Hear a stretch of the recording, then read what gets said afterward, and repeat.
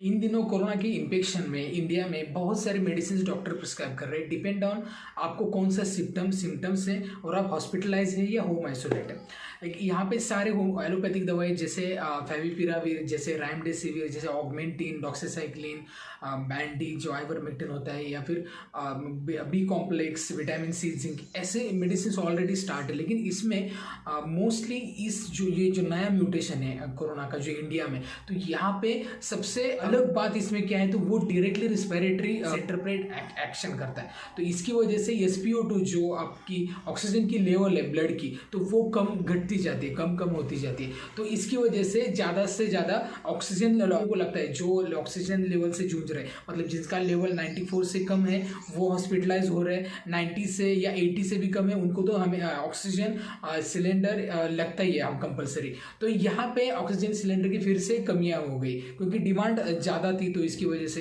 तो इसके बीच में ही अभी एक रिसर्च आया है कि एस्पिडोस्पर्मा नाम का होम्योपैथिक मेडिसिन आपकी ऑक्सीजन लेवल बढ़ा सकता है।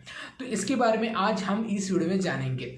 आज इस वीडियो में मैं आपको बताऊंगा कि एस्पिडोस्पर्मा एक्चुअली है क्या, इसका ओरिजिन क्या है, इसका मैकेनिज्म ऑफ एक्शन क्या है, इसके डोसेस कैसे हैं और इसमें कौन कौन सी कंपनी मैन्युफैक्चरिंग करती है। ये सारी चीज़ों के बारे में हम आज इस वीडियो में जानेंगे। नमस्ते दोस्तों, मैं आपका दोस्त अमित, आप सबका मेरे YouTube channel things by Amit में हार्दिक स्वागत। अगर आपको ऐसे ही medicine related, drugs related, pharma industry related information चाहिए तो हमारा चैनल जेन्युइन और रियलिस्टिक और वेरी सिंपल लैंग्वेज में सारी इंफॉर्मेशन प्रोवाइड करता है। तो इसके लिए आप हमारा चैनल जरूर सब्सक्राइब कीजिए और साथ में बेल आइकन दबाना मत भूलिए क्योंकि आपको सारी नोटिफिकेशन सबसे पहले आ सके। तो चलिए इस वीडियो को स्टार्ट करते हैं। तो एस्पिडोस्पर्मा का पूरा नाम है एस्पिडोस्पर्मा क्यूब्रैचो।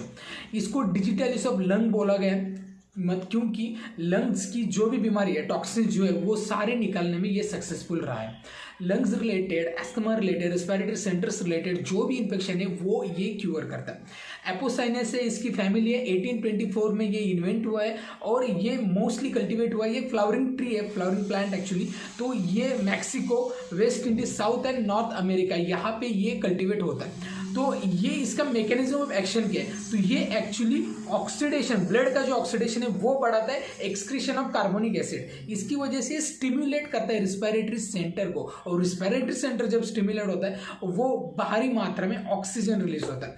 मतलब ये ऑक्सीजन की लेवल बढ़ाने में बहुत ही असरदार मेडिसिन है। एस्पिडोस्पर्मा मदर टिंचर है। मदर टिंचर मतलब हर्बल एक्सट्रैक्ट। इसकी डोज के बारे में जानते हैं। इसका डोज है 3 से 5 ड्रॉप 2 या 3 बार दिन में, हाफ कप ऑफ वाटर के साथ। अगर आपकी लेवल सीवियर है तो ये शायद 2 से 3 से जो बढ़ सकता है डोज दिन का। ये आपको कब लेना है, जब आपकी ऑक्सीजन की लेवल कम होती है तब ये इफेक्टिव है। इन कंडीशन में बता रहा हूँ। एक्चुअली इसके और भी एप्लीकेशन है, आगे मैं इसके बारे में बताऊंगा, लेकिन स्पेशली जब आपका ऑक्सीजन लेवल कम होता है तब ये मेडिसिन आपको लेनी चाहिए। आपका ऑक्सीजन लेवल हमें डेफिनेटली यहाँ पे इफेक्ट गिरेगा, लेकिन ऐसा नहीं करना है कि आपके पास ऑक्सीजन अवेलेबल है वो आप यूज़ नहीं कर रहे और सिर्फ ये दवा यूज़ कर रहे हैं, ऐसा नहीं करना है। ऑक्सीजन तो डेफिनेटली ये मेजरली ये सपोर्टिंग रोल प्ले करता है आपका ऑक्सीजन लेवल, ब्लड में जो ऑक्सीजन लेवल है वो बढ़ाने में। ये दवाई मेनली इन्वेंट की थी एस्थमा रेस्पिरेटरी सेंटर रिगार्डिंग जो डिसीज है उसके लिए, लेकिन आज की कंडीशन में ये असरदार हो रहा है, जो ऑक्सीजन लेवल बढ़ाने में सक्सेसफुल हो रहा है। तो अब बात करेंगे कि इसकी एप्लीकेशन के बारे में, क्या क्या एप्लीकेशन है, कहाँ पे ये यूज हो रहा है। ये एक तो एस्थमा में डेफिनेटली यूज हो रहा है। नेक्स्ट है स्टिमुलेटिंग रेस्पिरेटरी सेंटर, इसमें यूज हो रहा है। चेस्ट कंजेशन है वो भी रिलीव करने में इसकी मदद हो रही है। तो मोस्टली यहाँ पे जो अभी क्या कोविड है वहाँ पे क्या होता है कि कफ आपका जमा हुआ होता है और आपके कफ जमा होने की वजह से ऑक्सीजन लेवल मतलब ब्रीदिंग में इश्यूज आते हैं। तो ये मेडिसिन आपको कंजेशन कम करने में मदद करेगा and increase level of oxygen, it means increase breathing.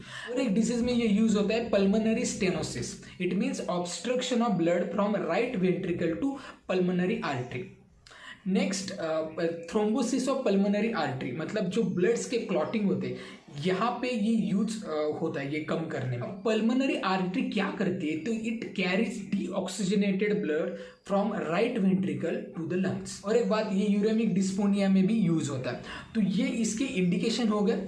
अब आपको कुछ प्रिकॉशंस लेने। ये जब बॉटल आप लेते हैं तो वो उसकी लेबल वेल है, इसका एक्सपायरी ये आप देखिए, ये 25 डिग्री से ज़्यादा लो टेम्परेचर में एक्चुअली आप स्टोर कीजिए, keep out of reach children, ये यहाँ पे लिखा होगा।